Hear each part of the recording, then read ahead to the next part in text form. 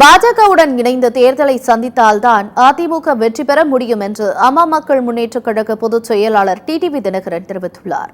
மதுரை கோச்சடையில் உள்ள தனியார் விடுதியில் அமமுக பொதுச் செயலாளர் டிடிவி தினகரன் சட்டமன்ற தொகுதி பொறுப்பாளர்களுடன் ஆலோசனை நடத்தினார். பின்னர் செய்தியாளர்களை சந்தித்து பேசிய அவர், ஒரே நாடு ஒரே தேர்தல் நடைமுறைக்கு எப்படி வரும் என்பது தெரியவில்லை. ஒரே நாடு ஒரே தேர்தல் முறையால் மத்திய அரசோ மாநில அரசோ கவிழும் வாய்ப்புள்ளது என்று தெரிவித்தார். எடப்பாடி பழனிசாமிக்கு கட்சிக்குள் எதிர்ப்பு வலுத்து வருவதாக தெரிவித்த அவர், எடப்பாடி பழனிசாமியின் செயல்பாட்டால் 2026க்கு பிறகு அதிமுக இருக்குமா என்கிற கேள்வி எழுந்துள்ளதாக கூறினார். பாஜகவுடன் இணைந்து தேர்தலை சந்தித்தால்தான் அதிமுக வெற்றி பெற முடியும் என்றும் டிடிவி தினகரன் கூறினார்.